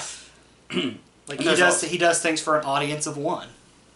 Yeah, and there's actually the moment we didn't mention when he gets killed in the flashback, which is like really out there because isn't that basically like the send off to his animated series? Like, I believe so. Yeah. Like whatever you call that, is I think that interpretation. And then it like becomes this big emotional thing where it's like we see him in a way we never have before, where his dying words are "That's not funny," and he's totally serious. Yeah. And then it's not funny at all. And then like the whole just the way he emotionally breaks down, it's like it gets really into it that 10 minutes. It sticks out so much in just the sort of ridiculousness of the rest of the movie. It's not to say anything necessarily bad about the movie, but it's like that scene.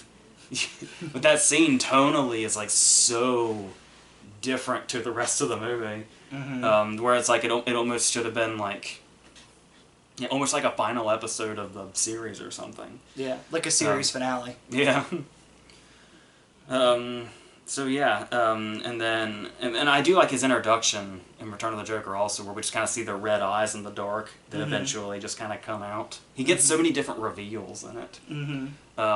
Because wasn't it also there was something about like the change in his design is kind of a reveal in the flashback.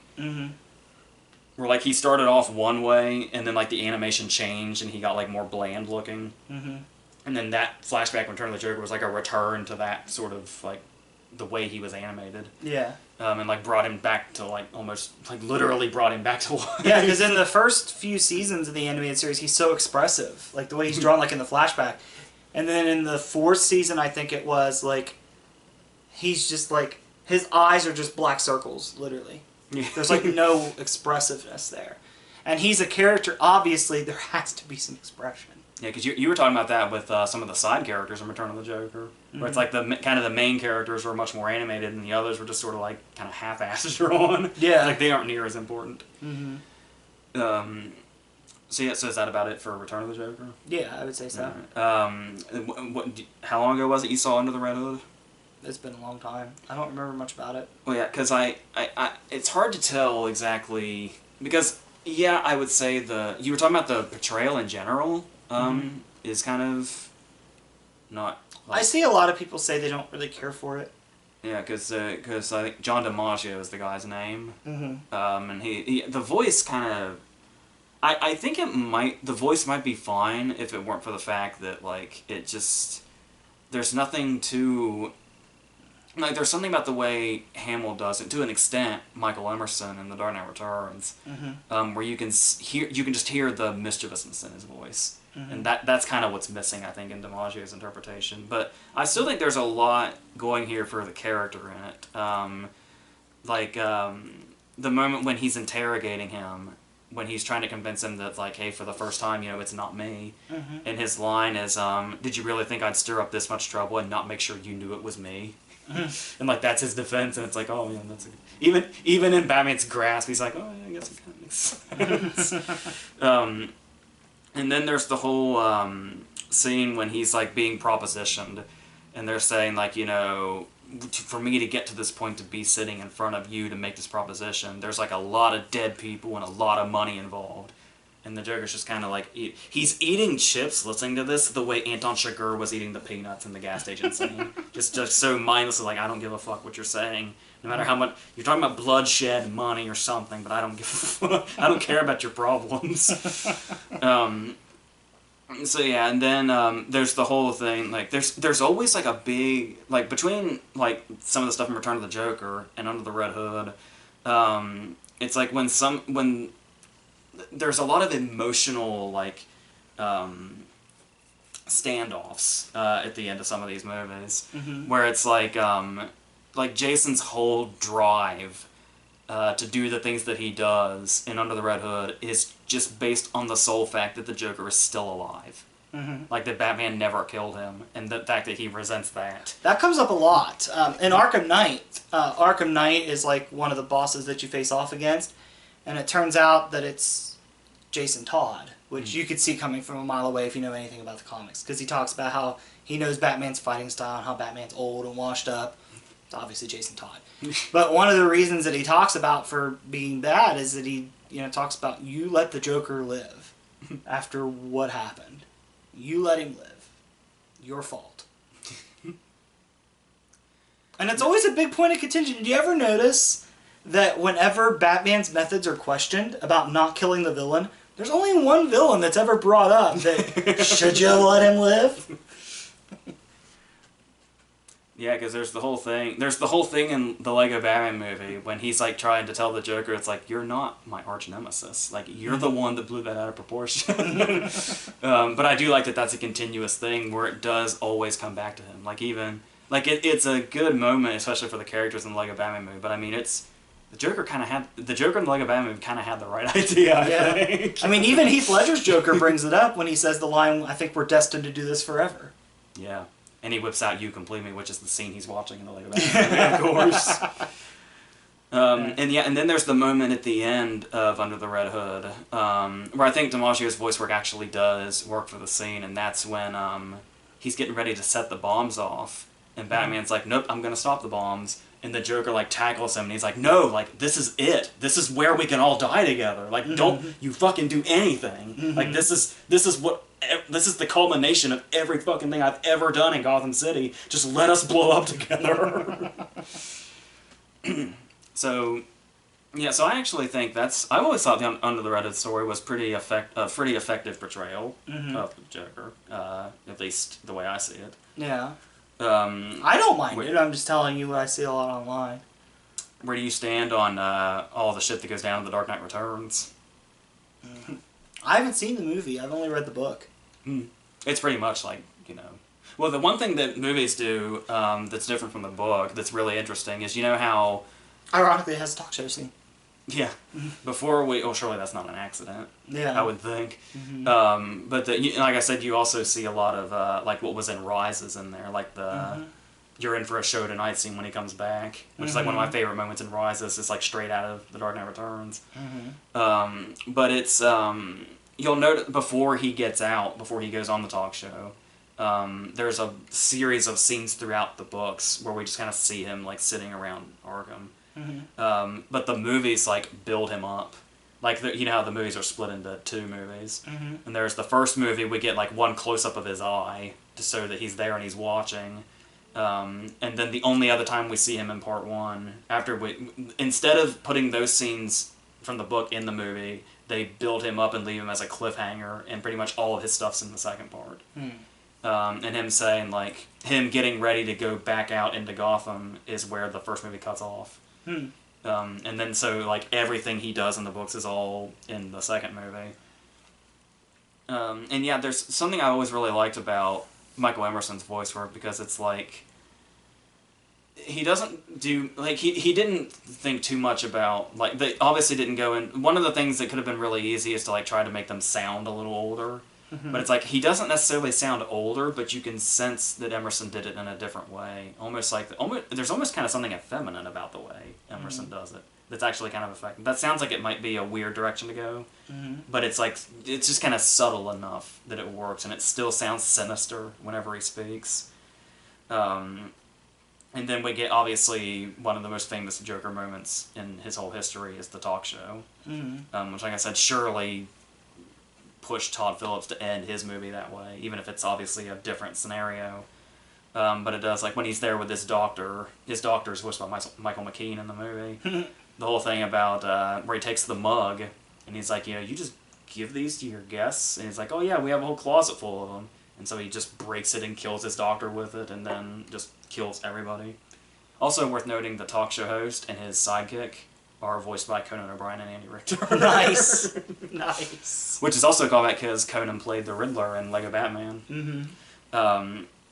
And yeah, and so basically kind of, like, it's one thing to read it in a book, but it's also interesting to watch the movies and see them, like, actually see, like, a final fight of sorts between Batman and the Joker, especially with most of this fight taking place with the Joker bleeding because there's a batarang sticking out of his eye. It's like this, and the whole thing about, like, they go into it with the Lego Batman movie a lot too, but it's like the relationship between Batman and the Joker, and it's like, it makes perfect sense that they fight to the death in the Tunnel of Love. It's like, oh, already even before that you have the ironic imagery of the Joker just mowing people down in the tunnel of love. But then it's like where that's the place where he dies next to Batman.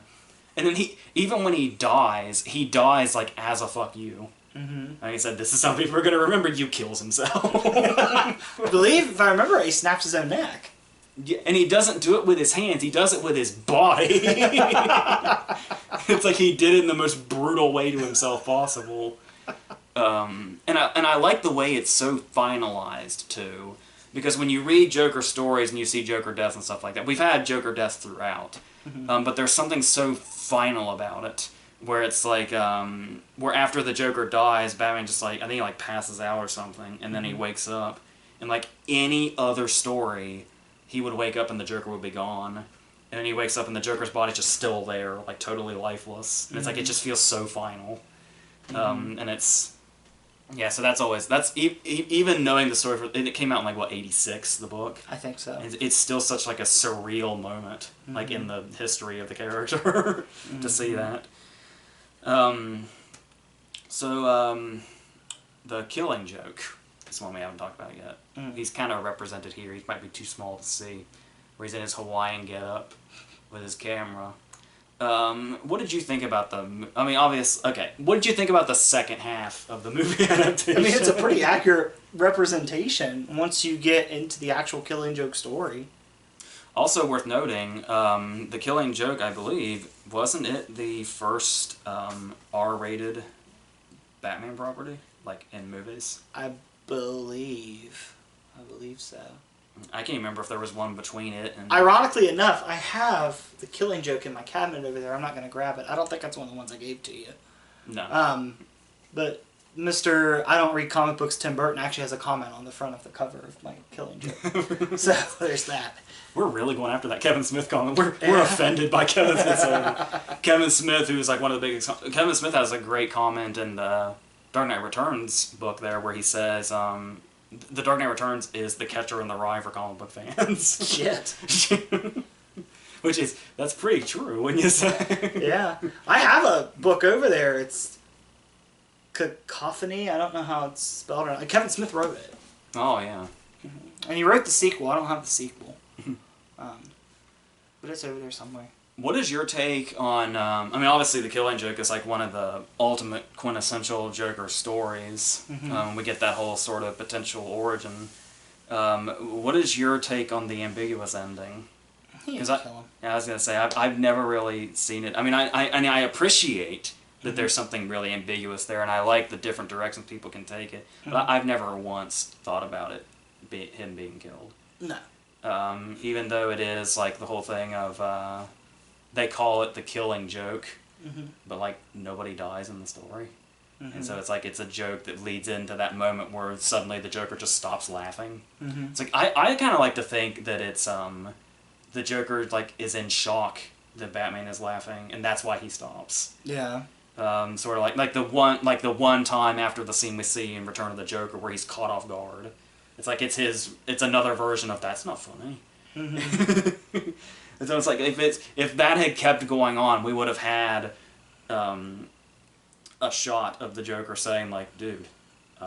It's like, I don't know if it's that or if it's just the Joker accomplished his goal.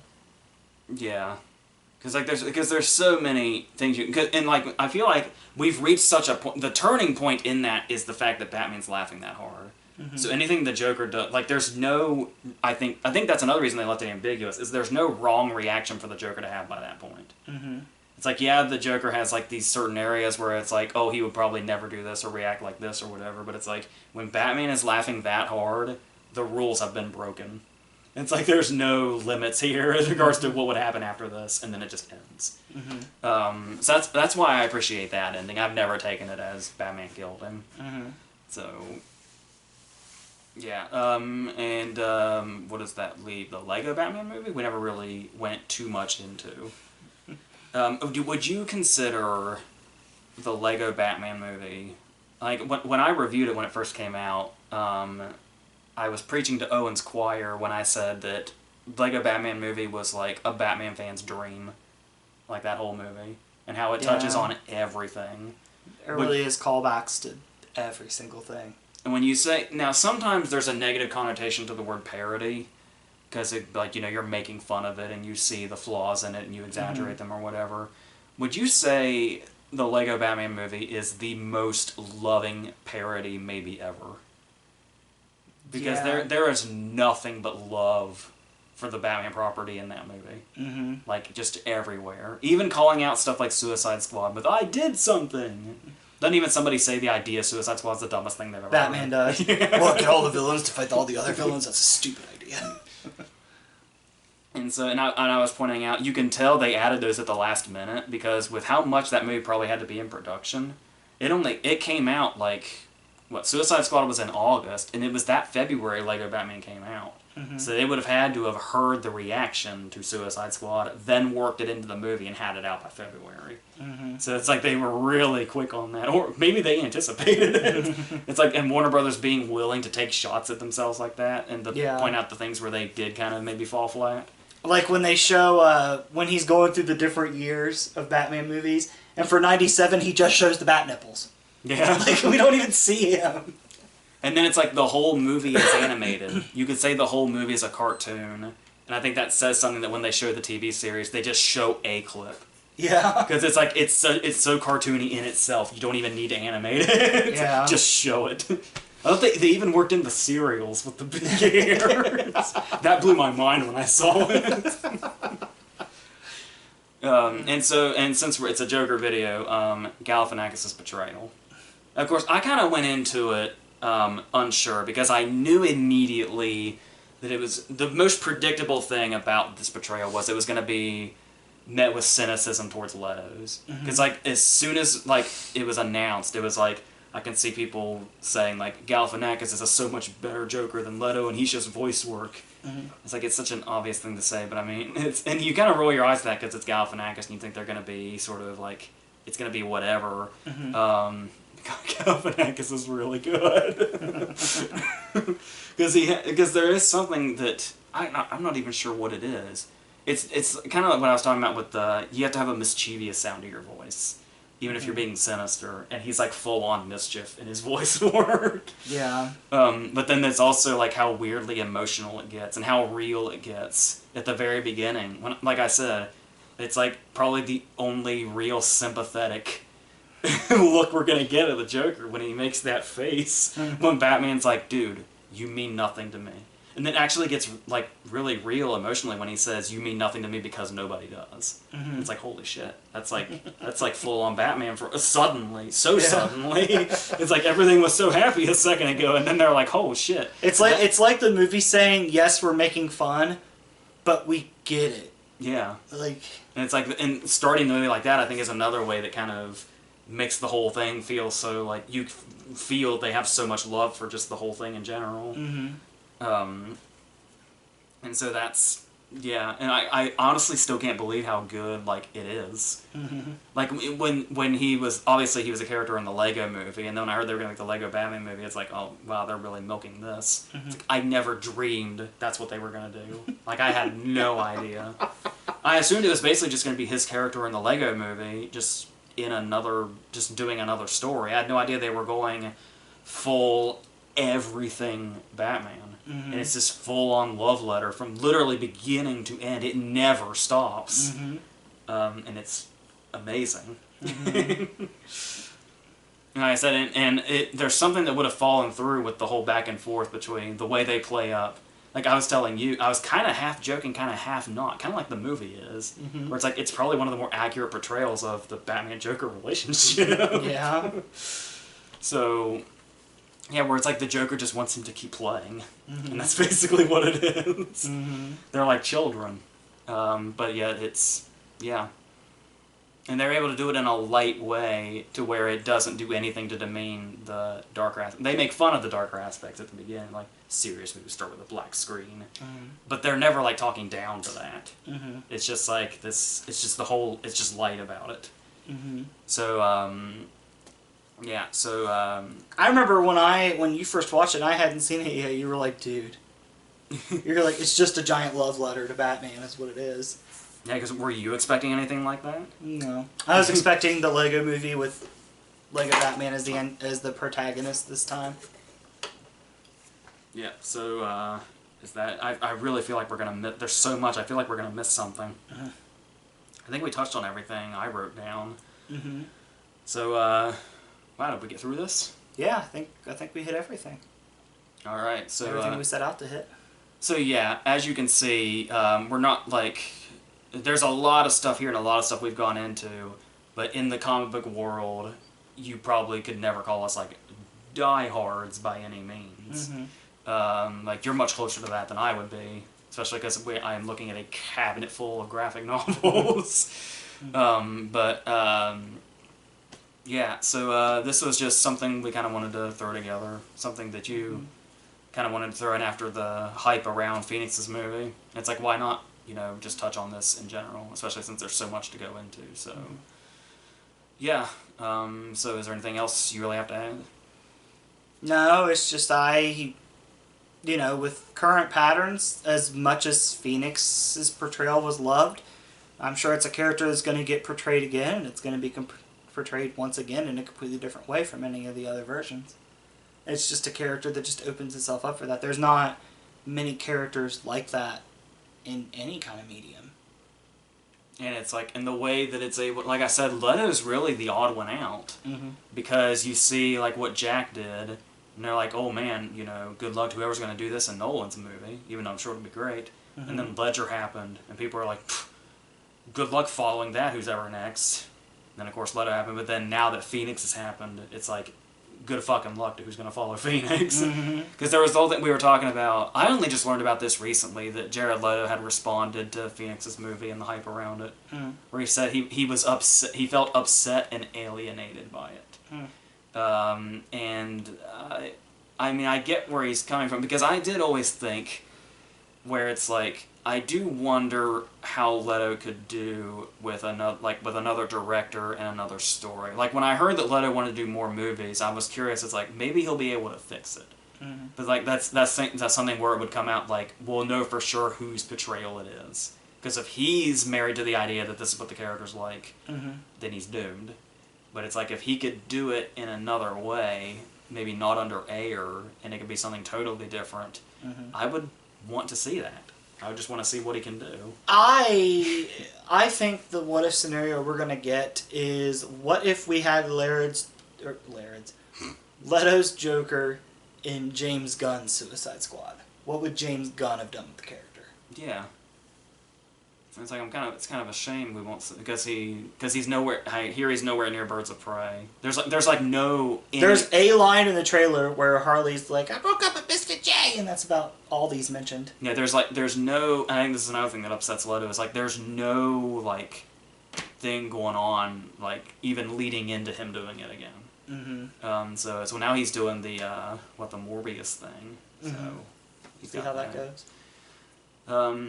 But yeah, so yeah, it always comes back to me saying, like, you know, I feel like if Leto just had another chance and a different way of doing it, there could be something there. I don't think it was full on miscasting, but I mean, when you're surrounded by what Jack did, what Ledger did, what Phoenix did, what Hamill has consistently done throughout the animated movies with just a voice. He also had the uphill battle of people had seen Ben Affleck's Batman by that point, and they liked that. And then Harley exploded, so I mean, he had a lot to fight in that movie. Well, and that's not to discard Romero either. So that's what I was saying. Like, Leto's the only one that seems like he's gotten heat for, besides maybe John DiMaggio. But yeah, so I guess that's gonna be about it for this. They've already seen the top 15 video, so we've got one more video coming that we're going to shoot either today or tomorrow. And then, yeah. So, are you going to tell them what it is, or is it a surprise?